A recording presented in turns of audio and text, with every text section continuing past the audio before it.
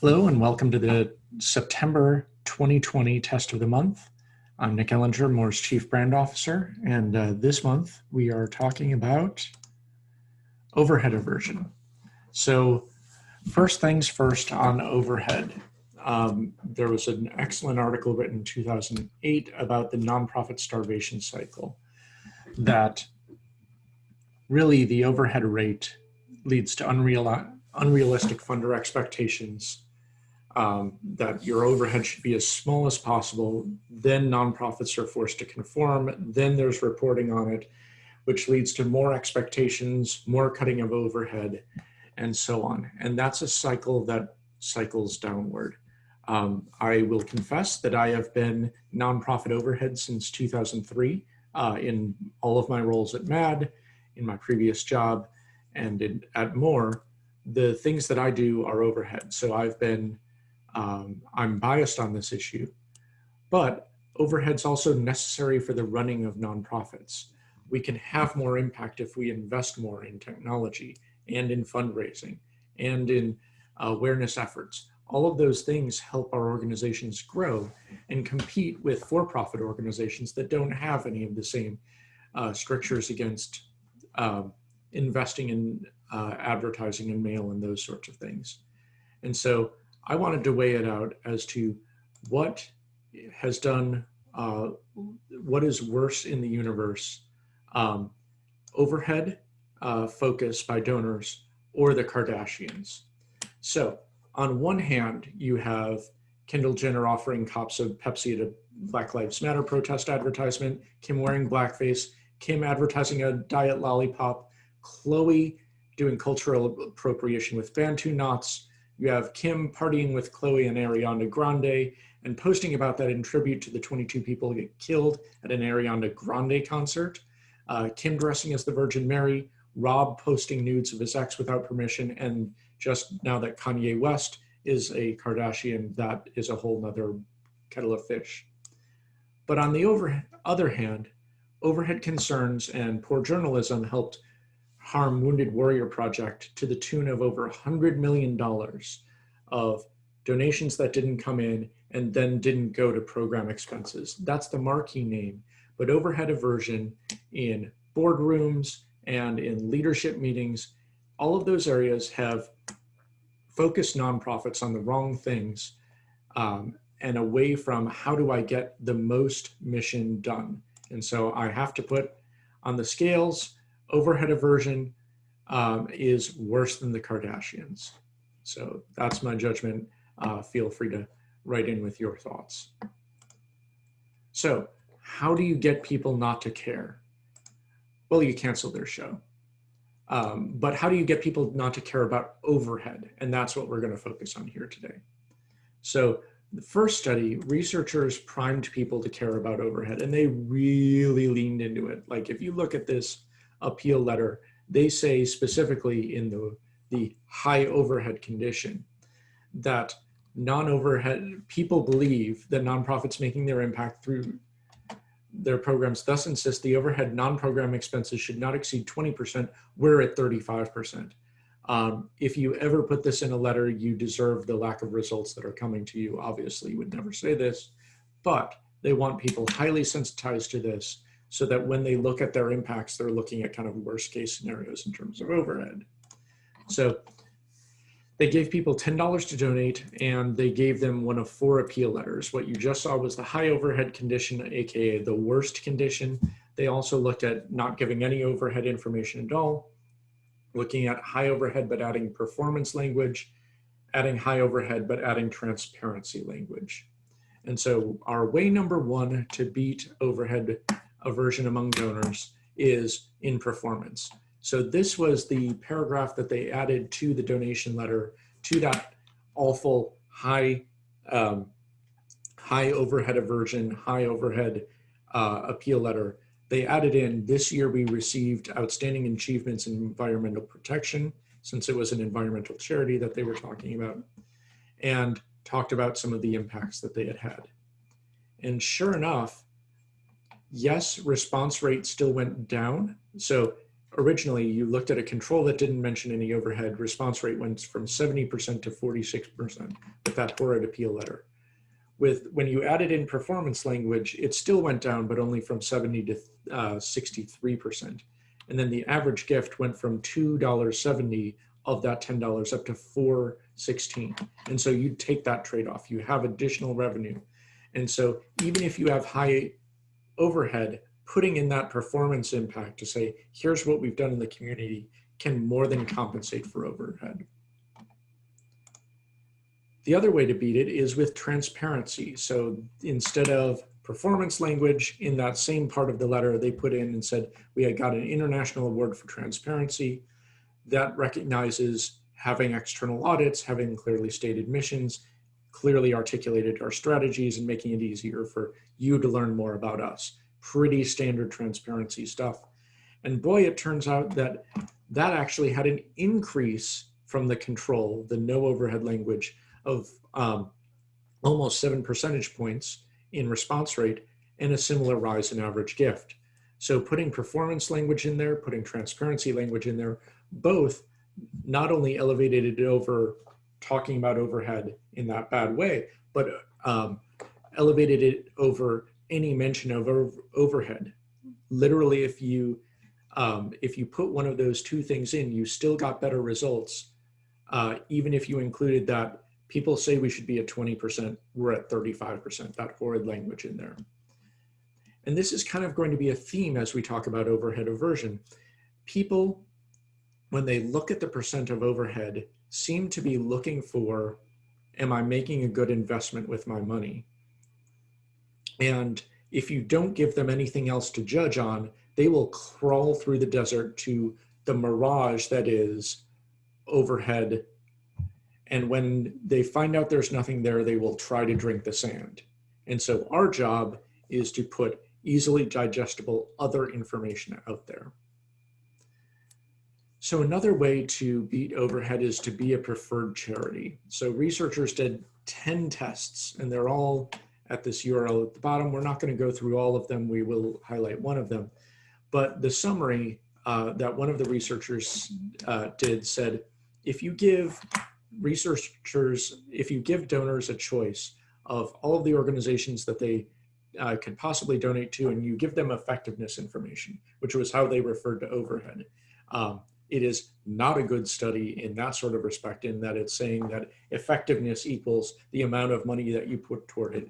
And the researchers were really pushing toward that sort of effective altruism message, not the way that we would want to quantify things. But they say, you know, people know a good deal when they see it. When they have that choice, they choose the one with the lowest overhead. However, if you give them a variety of causes and give them that same information, they're not going to look at the effectiveness information. They're going to look at what cause that person should be supporting based on their preferences. They want effectiveness information, but they're not going to overrule the charities that they believe in. And so if you can be a charity that they believe in, going to the idea of customizing to them, telling them about the specific need that they are fulfilling in the world, they're not going to look at the effectiveness side of things. And so here's an example from the study, one of the many studies that they did. They said, Mary has a preference. It's either for local causes or I want to give distant to who I should. So they asked people, what should Mary donate to, and what option does the greatest good for the greatest number of people? And so the two charities were Jumpstart Your Community and Hunger Care in Africa. When they asked people what option Mary should donate to if she has an emotional connection to local causes, they said, you should give to Jumpstart Your Community, even though they were more likely to say the greatest good is Hunger Care in Africa. So you can do the greatest good over here, but actually give over here because it's where your emotional connection is. And when they asked about distant causes, yes, they said Mary should donate to this distant cause. That'll do the greatest good for the greatest number of people. And you can see there's even a difference in what option does the greatest good for the greatest number of people. People vary what does the greatest number good based on what Mary's preferences are. So it's not just Mary should give where she feels comfortable, but also the the organization that's most effective, that does the greatest good, varies based on that preference as well. So pretty striking example there, a number of good examples in that larger study. And then finally, another way to do it is to cover that overhead with a match. So researchers asked if you wanted to donate to Charity Water or Kids Corps, which was a local, I believe, Wisconsin nonprofit, and gave them information about it. In a vacuum, they said 73% of people said, I'll give to Charity Water.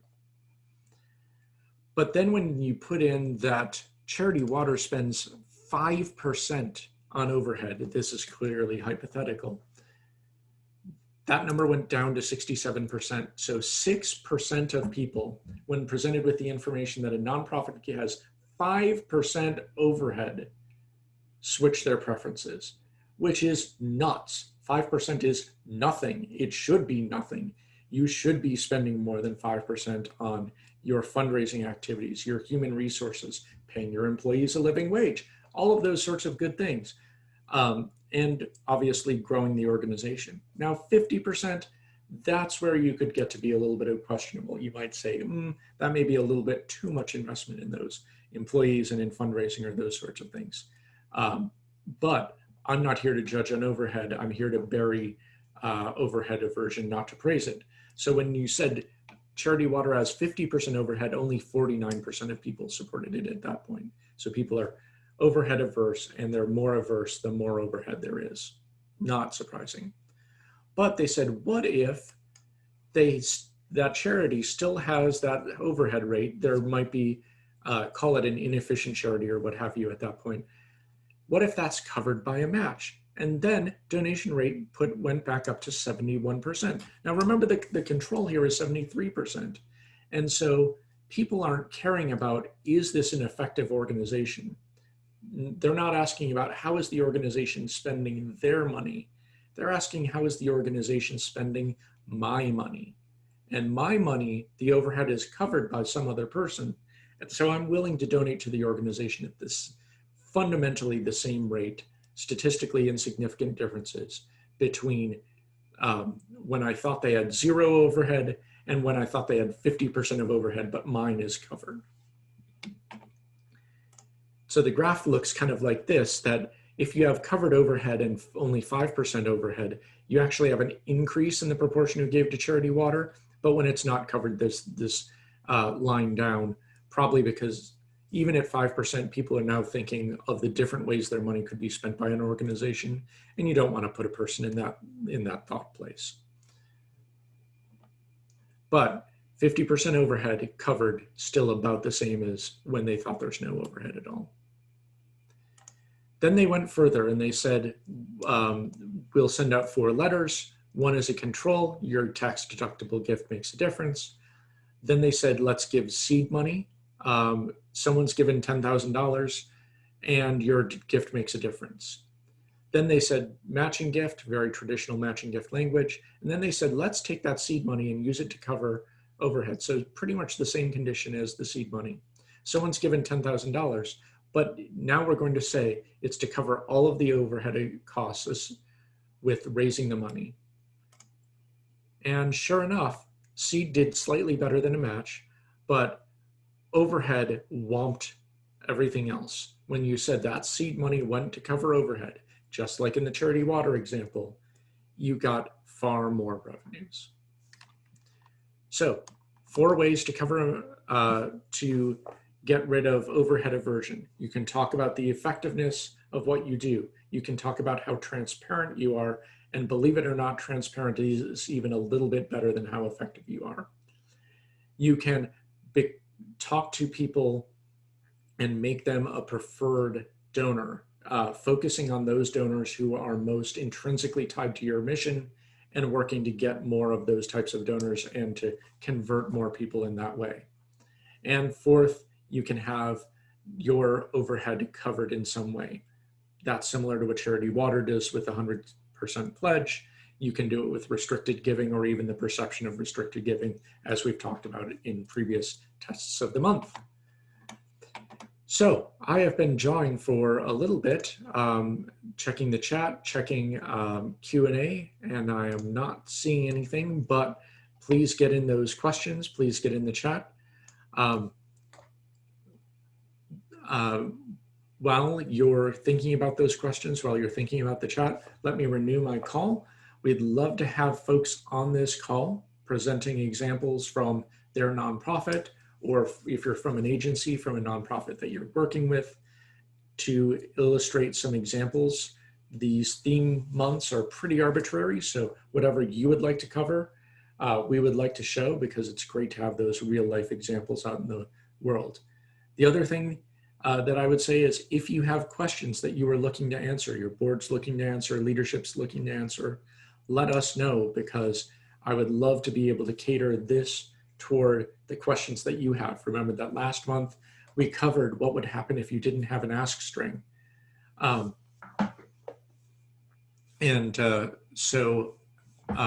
was a by request, and we were really happy to be able to cover that. I have a question here. Have you seen about how Charity Water solicits their overhead gifts? Sure. They have a leadership council, and let me see if I can pull it up since we're done with the slides. Let me see if I can pull up the web page. But what they've done is they've created a core group of major donors, and I believe corporate donations, that cover the costs of the overhead. And so they go in, and those are people who have said, I'm willing to cover the overhead side of this because I know how important your cause is. And I know that, and you can show them essentially this type of research to say, people will respond better if that overhead is covered. And so can you cover it? So it's a group of major donors, and I believe corporate donors, who they've educated about this very issue to say, is this something that can be covered? Now, you can go about this with your own organization, even if you haven't done that legwork, by looking at your overhead percentage and asking for restricted gifts. Your finance department will not like it, but hopefully this type of data will help support them to say, do you want to restrict your gift to a particular program area and say you have no overhead taken out of it? Or check the box to say, I want it to go where it's needed most. Most people, when given a choice between options, will choose where needed most. They trust you, the organization, to make those. In some research, it's about 20% when they have the opportunity to restrict a gift, will restrict a gift. So there's the option of doing the Charity Water route, where your entire model is predicated on that 100%, where you're raising money from a few select people who get this and want to be able to help out, or narrowing it down to certain appeals, certain people with those appeals, or this type of matching to be able to say, if you have a corporate match, foundation match, those sorts of things, can we use it in this way to get rid of people's overhead aversion? And again, hopefully these data are helpful in you presenting that case.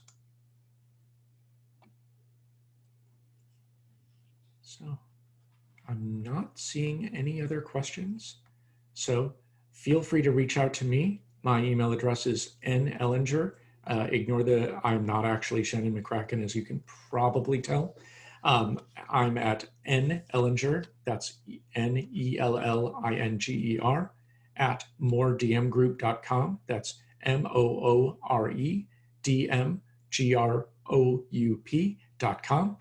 And love to hear from you if you'd like to present, if you have a topic you'd like to cover, or if you have constructive guidance on things that we can be doing with these panels, or further questions about what you've heard here today. Thank you and have a great day.